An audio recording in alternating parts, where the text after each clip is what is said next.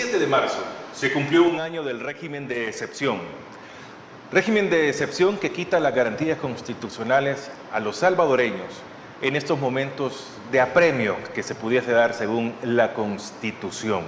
Puede ser prorrogable únicamente una vez, pero estamos cumpliendo un año del régimen de excepción con muchos detenidos. Más de 66,000 salvadoreños están en las cárceles, unos inocentes, otros culpables. ¿El régimen de excepción está dando los resultados esperados? No sé, piénsalo. Buenas noches, bienvenidos a este su programa de todos los miércoles a las 8 de la noche, acá en el 8.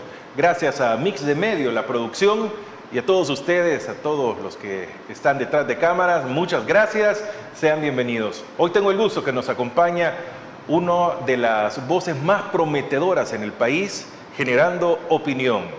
El abogado Darío Cardona está con nosotros. Buenas noches, Darío, bienvenido. Hola, buenas noches, Francisco, buenas noches a todos. Tengo impresiones acerca de este año que se cumple sobre el régimen de excepción y esperamos poder brindar impresiones que puedan ser útiles para que tengan insumos para brindar opiniones más informadas, tener mejor conocimiento de la realidad, etc. Bueno, muchas gracias. Darío Cardona es abogado, también es parte de la dirigencia del partido político Nuestro Tiempo, pero hoy lo traemos como un abogado independiente, como un analista de los jóvenes que hemos conocido ya desde hace un par de años en nuestro país. Darío, comienzo con una pregunta quizá de lo más sencillo. ¿Ha cumplido el régimen de excepción el objetivo por el cual se implantó en El Salvador? Yo creo que esa pregunta se debe de responder primero respondiendo a preguntas subsecuentes. ¿Cuál es el objetivo del régimen de excepción? Porque si el objetivo del régimen de excepción es detener de manera masiva a mucha gente, pues el objetivo lo ha cumplido. Si el objetivo del régimen de excepción es desarticular territorialmente a las pandillas, probablemente medianamente lo ha cumplido ese objetivo. Ahora, si me preguntas si el régimen de excepción ha cumplido como objetivo la paz pública, no lo ha cumplido. Y no lo ha cumplido porque la paz pública no es la ausencia de crimen, sino que es la ausencia de criminales. Es decir, que una tregua, como las que se dieron en los gobiernos pasados, también ha sido ausencia de crimen. Pero eso significó ausencia de criminales. Eso significó que en el mediano plazo estaba controlada la situación de la violencia en el país. En modo alguno. Porque una vez que se rompen las treguas entre gobierno y criminales, vuelven otra vez a verificarse estos índices de violencia que ya se tenían previamente. Entonces, el problema es que hay que decirle, hay que ser clarísimos con la gente y decirle, los problemas estructurales no se resuelven de la noche a la mañana.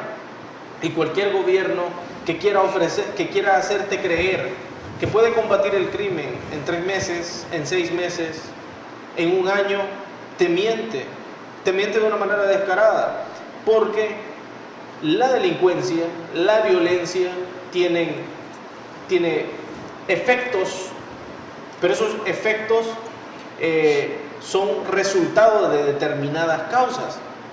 Si no atacar las causas de la violencia, los efectos se van a repetir en el transcurso del tiempo. Para ponerlo de manera, digamos, más clara o más ejemplificativa, utilizando una analogía, ¿qué es lo que sucede cuando un jardinero puede tener 2 opciones? Tiene maleza en el jardín, tiene la opción de, utilizando el lenguaje coloquial, mochar la maleza, cortar la maleza, o tiene la opción de arrancar de raíz la maleza. ¿En qué difieren estas 2 medidas? En que si vos únicamente cortás superficialmente la maleza, al cabo de un par de semanas, volvés a tener exactamente la misma maleza que tenías antes.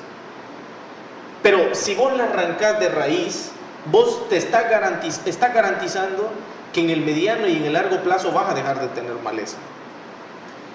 Cualquiera que conozca así de manera rudimentaria esta cuestión agrícola sabe que si trasladándolo al ámbito de la criminalidad es exactamente lo mismo. Ahora, el problema es que no es lo mismo que pases cortando con una podadora superficialmente la maleza, que eso te genera resultados inmediatos, porque vos, la gente llega y dice, no, aquí no hay maleza. Sí, pero la cortaste, y la cortaste superficialmente, no de raíz. Ahora, cortar de raíz la maleza implica un mayor trabajo, un trabajo sesudo, un trabajo que lleva tiempo. Lo mismo, exactamente lo mismo sucede con la criminalidad. Si vos venís y solamente detenés arbitrariamente a 30.000 personas, 40.000 personas, 60.000 personas, podés incluso detener hasta 200.000 personas, no está resolviendo el problema estructural de la violencia. Lo único que está haciendo es cortando la maleza superficialmente y tratando a los seres humanos como que si fueran cosas, como si fueran simples cifras que se ponen y se quitan de un tablero. Y eso tiene consecuencias en el mediano plazo, porque esta es la medida más efectiva desde el punto de vista populista, porque a un populista le decís, a un populista le conviene darse ínfulas de que puede resolver los problemas en el corto plazo, que es expedito. Yo te resuelvo el problema de la violencia en 3 meses o en 6 meses. Mauricio Funes le resolvió a los salvadoreños el problema de la violencia en 3 o 6 meses, con la tregua de las pandillas. Sí, pero mira los efectos que tuvo en el mediano plazo. Exactamente lo mismo lo que está sucediendo acá. Ahora, la única manera de que esta cuestión, de este régimen de excepción, sea sostenible es a través de violaciones sistemáticas a derechos humanos, tanto de criminales como de gente inocente.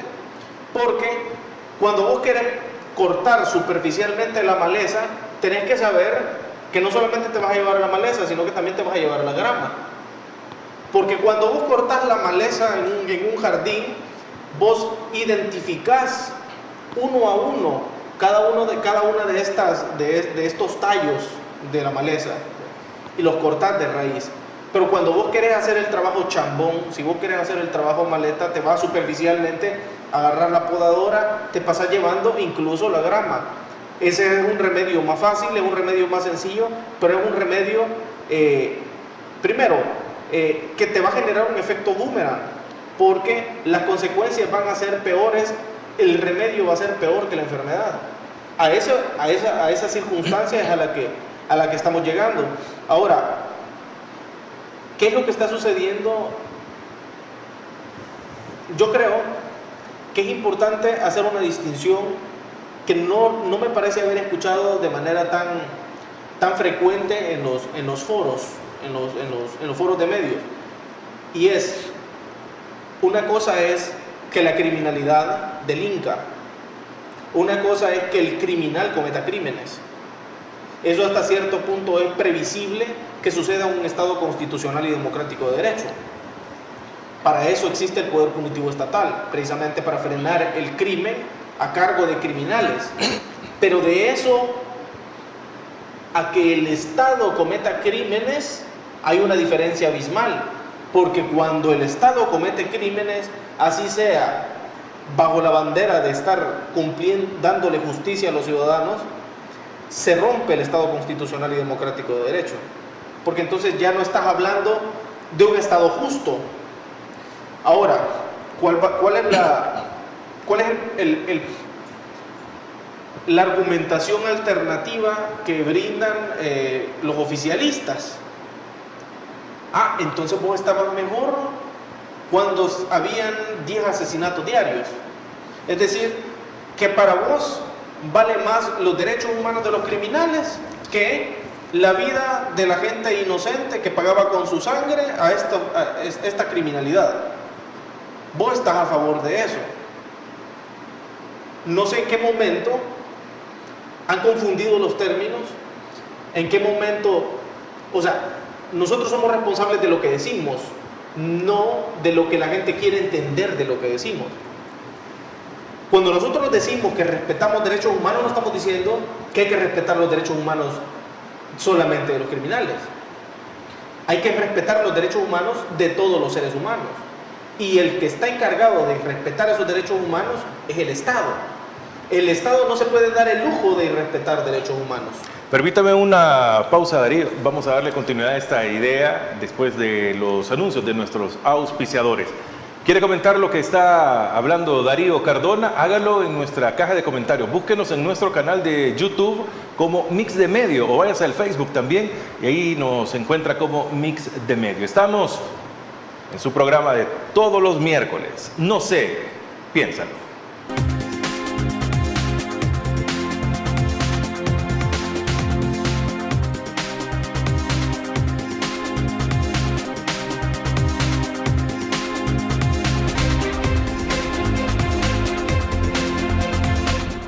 Buenas noches, gracias por continuar en sintonía de tu programa de los miércoles. No sé, piénsalo, acá en Agape TV, Canal 8. Se ha cumplido un año del régimen de excepción en El Salvador.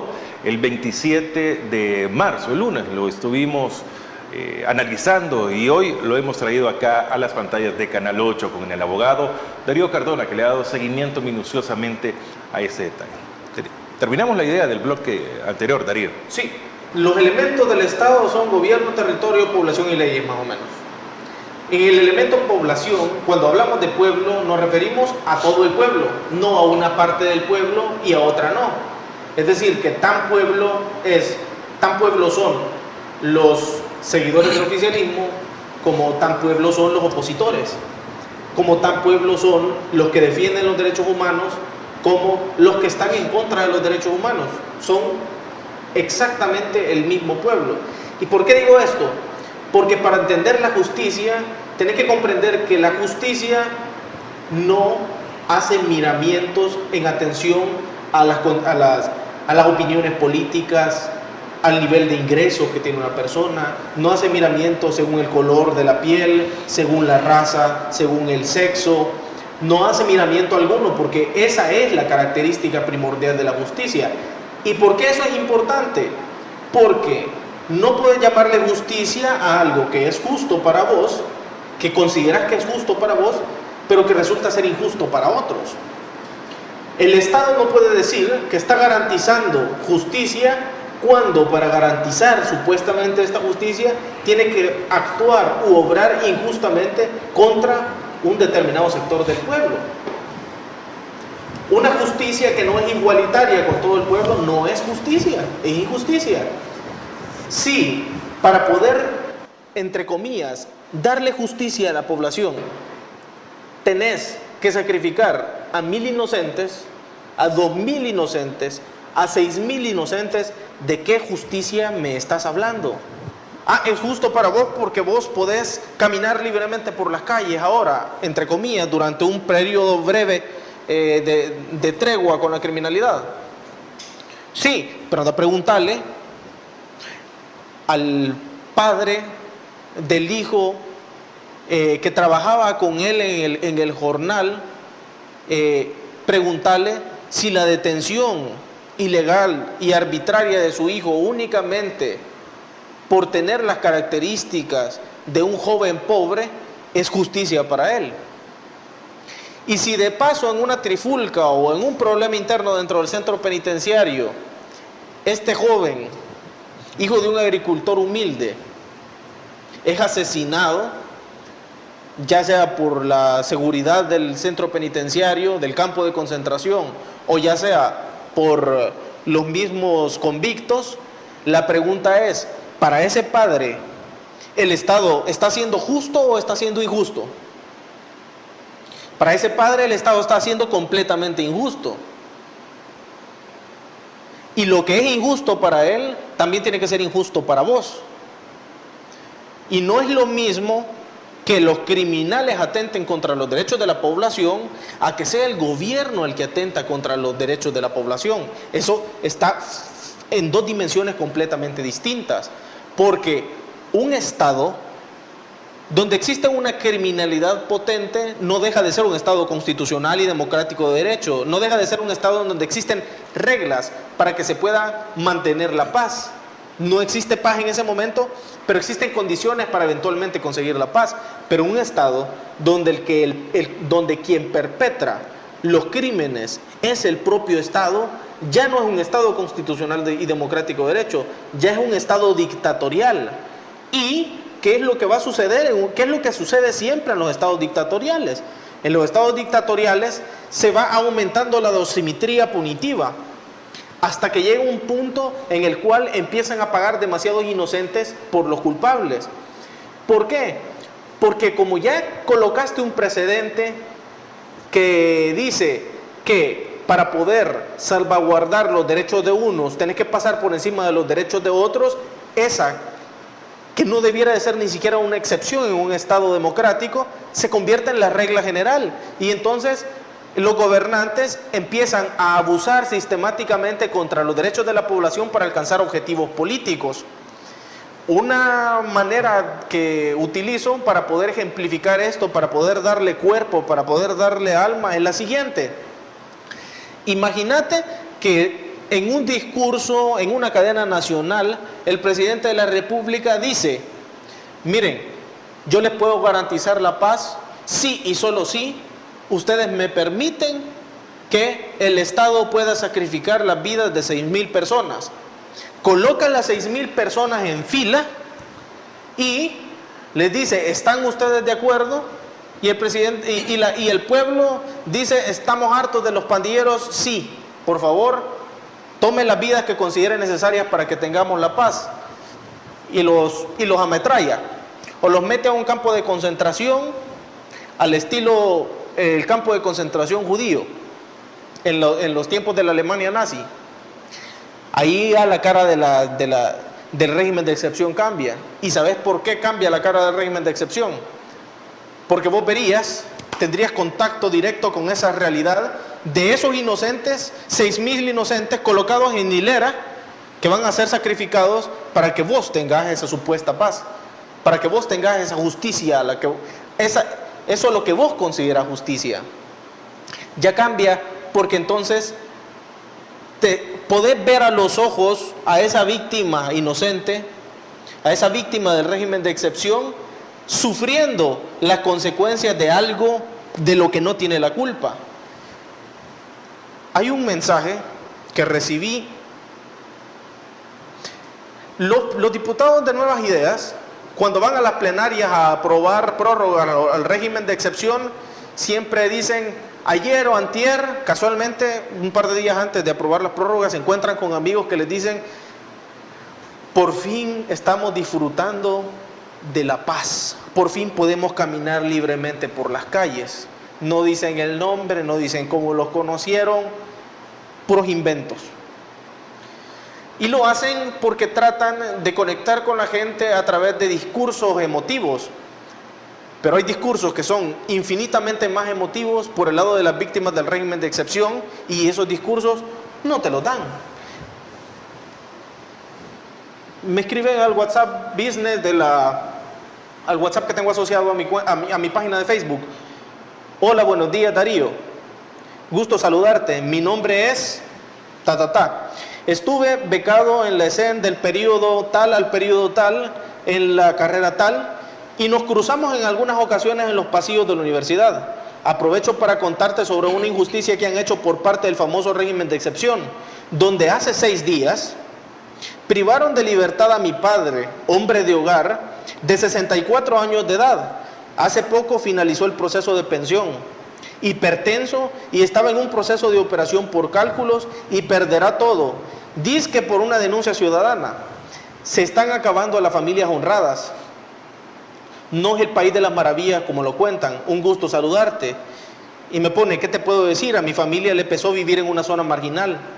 Y todos estamos sin hacer nada hasta que vivimos en carne propia las injusticias que están pasando. Pero tenemos la fe puesta en Dios que salga en la audiencia preliminar, porque mi papá toda su vida ha trabajado. ¿Te leen los diputados de Nuevas Ideas estos mensajes? Jamás. ¿Y crees que este es el único caso de arbitrariedad o de injusticia que se ha dado durante el régimen de excepción.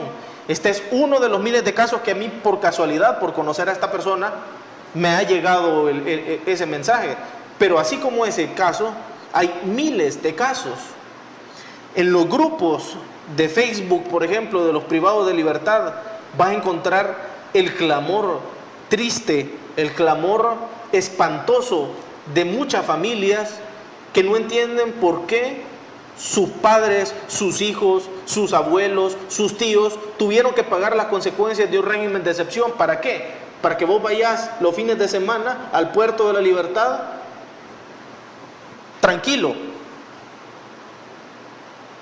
Vos tenés derecho a la paz, eso nadie te lo quita. Todos tenemos derecho a la paz.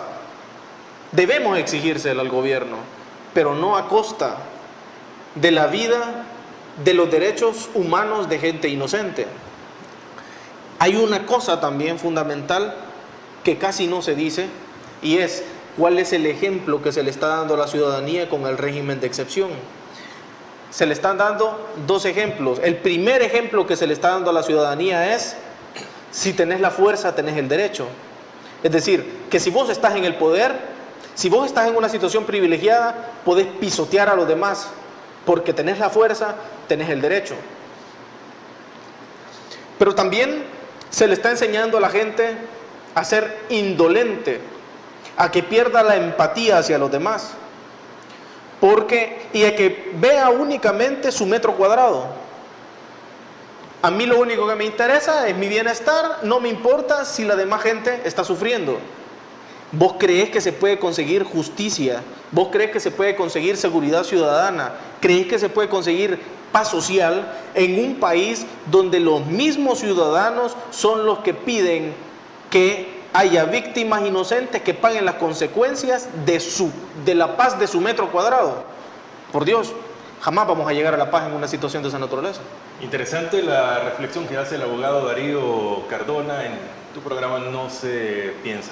Al regresar en el bloque siguiente vamos a hablar específicamente de los resultados que ha dado el régimen de excepción, porque sí se han capturado pandilleros, sí se respira cierta paz, tranquilidad, o por lo menos andan un poco más libres las personas, pero ¿qué consecuencias va a traer esto?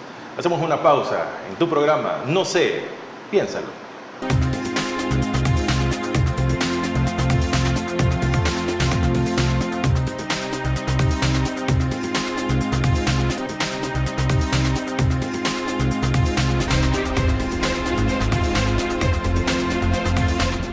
Gracias por continuar con No sé, piénsalo. Anote, miércoles 8 de la noche, Canal 8. Así de fácil es, miércoles 8 de la noche en Canal 8, tu programa No se piénsalo. Darío Cardona es abogado de la República, está con nosotros. Él analiza el año 1 del régimen de excepción que el lunes se ha cumplido. Hay realmente captura de pandilleros.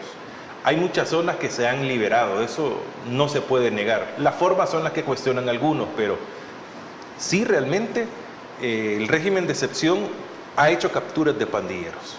No hablo hoy de inocentes, quiero que hablemos de los culpables. ¿Qué va a pasar con ellos? ¿Deben de salir los pandilleros, que según la ley son terroristas? Sí. Cuando nosotros en calidad de abogados hablamos de Estado constitucional y democrático de derecho, básicamente, para traducir al lenguaje coloquial, estamos hablando de un Estado en el que imperan las leyes, en donde se respetan las leyes. Y la ley fundamental, la Carta Magna, es la que permea de principios, de valores y de instituciones al resto del ordenamiento jurídico. Ahí es donde se establecen las garantías procesales de carácter constitucional que se deben de respetar en todo derecho constitucionalmente configurado. Y dentro de estas características existe un término que nosotros llamamos el debido proceso. El debido proceso significa que toda persona que va a ser procesada, a toda persona que va a ser procesada deben de cumplírsele ciertas garantías, que no son más que, digámoslo así, una suerte de derechos, pero dentro de un proceso. El principio de inocencia, el derecho a la defensa, el derecho a la asistencia letrada, es decir, a postular a través de a tener postulación mediante abogado, derecho al buen natural, es decir, que se conozca previamente quién va a ser el juez de la causa y no que te lo coloquen ad hoc para la ocasión, entre otras garantías procesales. ¿Por qué los humanistas y por qué los abogados, los tratadistas del derecho han concluido en que todo proceso necesita cumplirse garantías? Porque la única forma de poder garantizarles justicia a la ciudadanía es a través de procesos constitucionalmente configurados donde se respetan estas garantías. Porque en un proceso en el que se parte de que vos sos el culpable y sos vos el que tiene que probar la inocencia, no podés hablar de un proceso justo. Un proceso en el que te colocan de juez a alguien que tiene conflictos de intereses o a alguien que va a obedecer a las directrices o las órdenes que dé el poder de turno, no te va a garantizar un proceso justo. Un proceso en el cual no se le permite al acusado defenderse de las imputaciones que se le hacen, no es un proceso justo. Y ahí donde no hay un proceso justo, consecuentemente no puede garantizar la justicia. Ahora la pregunta es, ¿los pandilleros tienen derecho a un proceso justo? Tienen derecho a un proceso justo. Tienen derecho a defenderse de las imputaciones. ¿Y sabes por qué?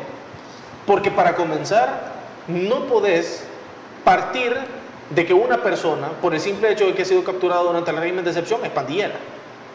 Empecemos por ahí. Pero si tiene tatuajes y lo ha identificado ahora, personas.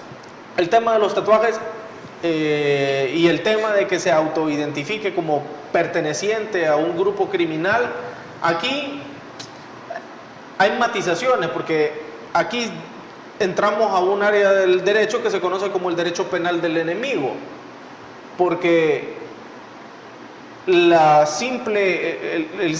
simple hecho de haberte tatuado implica que has cometido un delito. Te tatuaste ayer, digamos, te brincaron en la pandilla, te tatuaste ayer, vos no has extorsionado, no has asesinado, no has cometido hasta la fecha ningún delito.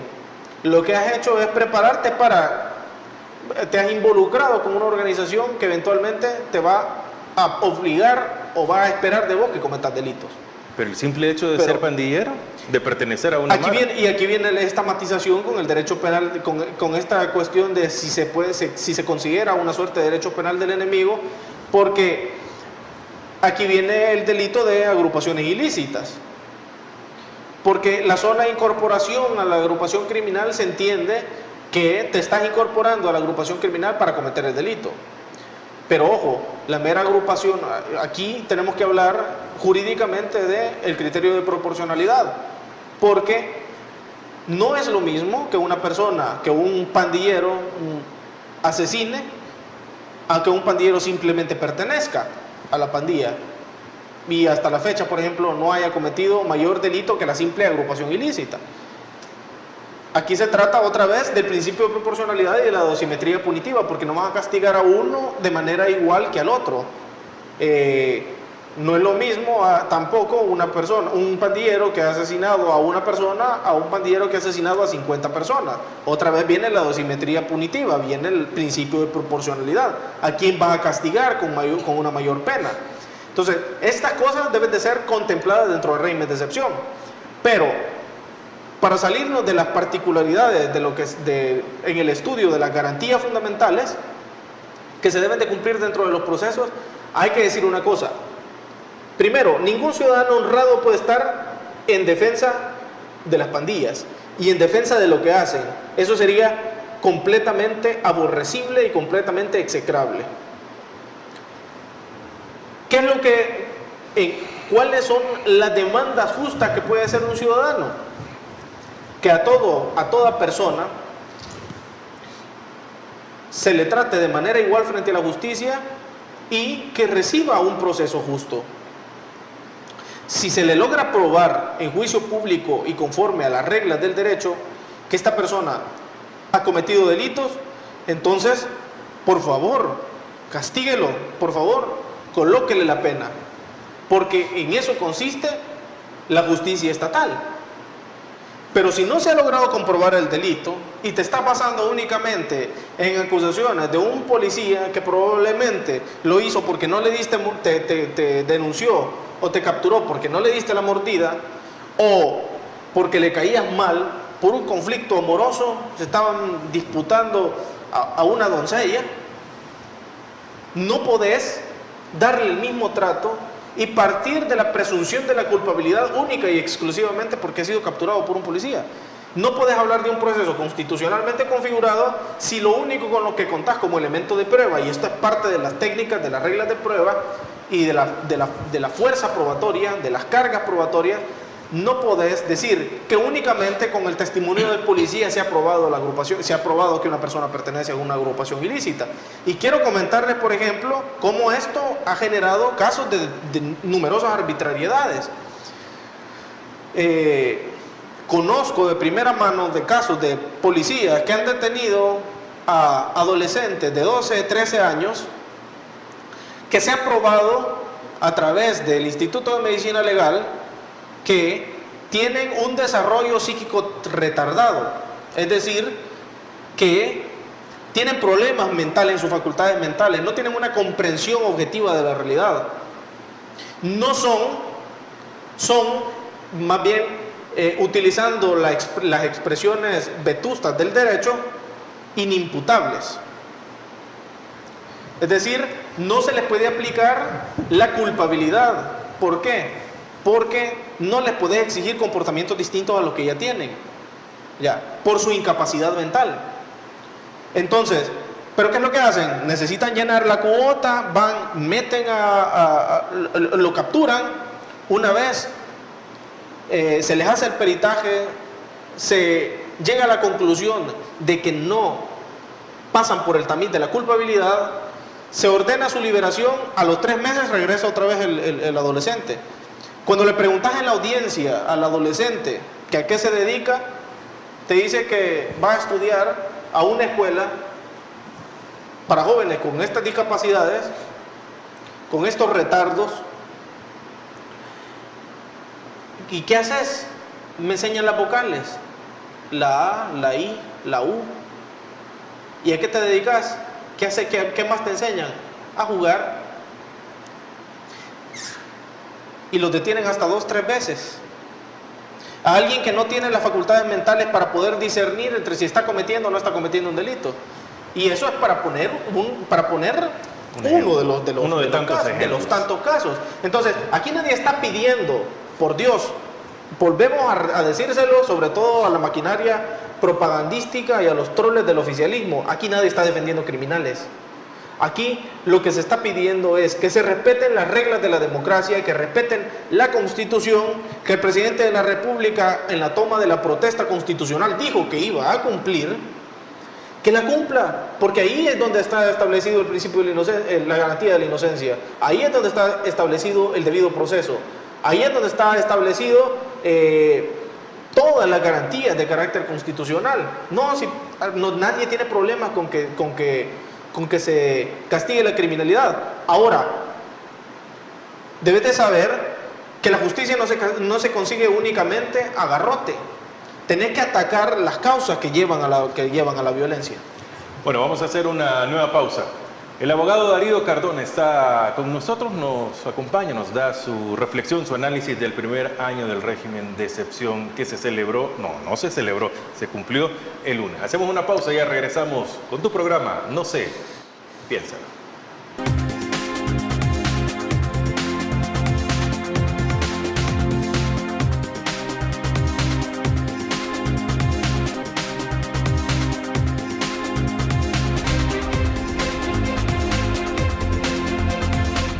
Estamos de vuelta en tu programa No sé, piénsalo. Canal 8, Agape TV, también en redes sociales, búsquenos como Mix de Media y busque también la sección de No sé, piénsalo para compartir con usted. ¿Qué es lo bueno del régimen de excepción, Darío? Bueno, para poder evaluar un proyecto, una política pública, tenés que ver todas las aristas de ese proyecto, todas las aristas de esa política pública. Es decir, que no puedes decir que algo es bueno cuando una parte es buena pero todo lo demás es mala, porque tenés que analizar todas las implicaciones. Entonces, si el objetivo que busca el régimen de excepción es la paz social, no puedes decir que nadie que sepa cómo se abordan los problemas criminales y los problemas estructurales, nadie puede decir que el régimen de excepción está garantizando la paz social. ¿Por qué? Porque tenés que analizar los fenómenos sociológicos, tenés que analizar el comportamiento de la criminalidad, no solamente en el corto plazo, tenés que analizar las consecuencias del mediano plazo y del largo plazo. Para ponerte un ejemplo, si vos venís y tenés una jaqueca y decidís golpearte la cabeza contra la pared para ver si se te quita la jaqueca, y resulta que de pronto vos sentís que se te quitó la jaqueca, pensá en las consecuencias de mediano plazo que puede eso tener, porque muy probablemente al golpearte la cabeza pudiste haber tenido una contusión cerebral. Es decir, que el remedio ha sido peor que la enfermedad. Bueno, si en el corto plazo tenés una aparente paz, pero en el mediano plazo vas a tener más injusticia, entonces el régimen de excepción no le ha aportado absolutamente nada bueno a este país. Por ejemplo, es decir, para que veas que no solamente son especulaciones, para que veas que tenés que examinar las cosas desde una perspectiva histórica y ver si se han dado fenómenos similares en el pasado. Mira, hubo un momento durante la tregua en el periodo de Mauricio Funes en el que se habían bajado radicalmente las cifras de los homicidios. Ese era el efecto de corto plazo y vos te podías alegrar porque ibas a decir se acabó la criminalidad, pero luego te diste cuenta de que eso, como un efecto boomerang, te trajo consecuencias peores. El remedio fue peor que la enfermedad. Si en ese momento en particular te hubieran preguntado si la tregua con las pandillas era algo positivo, hubieras dicho que sí. Y hubieras dicho que sí porque solamente estabas pensando en el corto plazo. Pero ahora que lo miras en retrospectiva y ves lo que ha sucedido del 2014 para acá, te das cuenta de que el remedio fue peor que la enfermedad y por lo tanto la tregua de las pandillas no le trajo absolutamente nada bueno a este país. Bueno, no pensés ahora en el régimen de excepción en el corto plazo, no pensés en los efectos inmediatos del 2023. Pensá que un día va a ser 2030 y que vas a conocer las consecuencias del régimen de excepción. ¿Me permitís decirte cuáles van a ser las consecuencias del régimen de excepción? Porque hay comportamientos históricos que son predecibles. Bueno, lo que va a suceder es lo que yo explico a través del fenómeno de la depredación interespecífica. Porque vos tenés a una plaga, que en este caso son las pandillas, por poner la analogía, tenés a esta plaga, la plaga de las langostas, que estaba acabando con la economía y estaba acabando con la seguridad ciudadana, la plaga que se estaba acabando el maizal, y vos decidiste que esa plaga la ibas a atacar dándole poder a los cuervos para que los cuervos llegaran y se acabaran a las langostas. Y lo que va a resultar es que los cuervos, es cierto que se van a acabar a las langostas, es decir, vos le diste el poder absoluto a los diputados de Nuevas Ideas, a los funcionarios del oficialismo y a las autoridades públicas, les diste poderes ilimitados para que pudieran destruir a estas langostas, a estos pandilleros, pero la consecuencia va a ser que así como los cuervos, después de acabarse a las langostas, se acaban siempre el maizal, y de una manera más rápida y más agresiva que las langostas, así en un estado como el nuestro, cuando le das poderes que van más allá de lo que deberían a las autoridades públicas y a los funcionarios de un gobierno, sucede lo que nosotros conocemos como autoritarismo y como dictadura, porque esos poderes no solamente les van a servir para someter a la criminalidad, sino que les van a servir para poder perpetuar la criminalidad de cuello blanco. ¿Sabe cuál es el problema? El problema es que mientras vos estás entretenido viendo la sugerencia de los algoritmos de YouTube y de Facebook y alimentándote con el contenido pútrido del oficialismo, hay gente que se ha tomado la tarea de ir a leer los folletos de historia, de ir a leer literatura sobre dictaduras y se da cuenta de que ese es el camino que llevamos. ¿Sabes por qué no te das cuenta ahorita del camino que llevamos? No te das cuenta porque, como sucede en los tsunamis, los primeros que se dan cuenta de que se avecina una catástrofe son los que están en la playa, en la primera línea, los que están viendo el horizonte. Esos son los primeros que se dan cuenta. El que está dormido en su habitación, cerca de la costa, o escuchando música, o viendo los videos de YouTube, o viendo las redes sociales o TikTok, no se da cuenta de la catástrofe que se avecina. Los únicos que se dan cuenta, y los que se dan cuenta a tiempo del fenómeno, son los que están viendo la línea del horizonte y ven que se aproxima el tsunami. Eso, entonces hay que decirle a la gente, esto trae consecuencias que tenés que vislumbrar más allá de los efectos en el corto plazo. Voy a hacer una pausa para regresar con la parte final y que me diga qué es lo bueno del régimen de excepción, Darío Cardona, que nos acompaña ahora. Ya regresamos con más de No sé, piénsalo.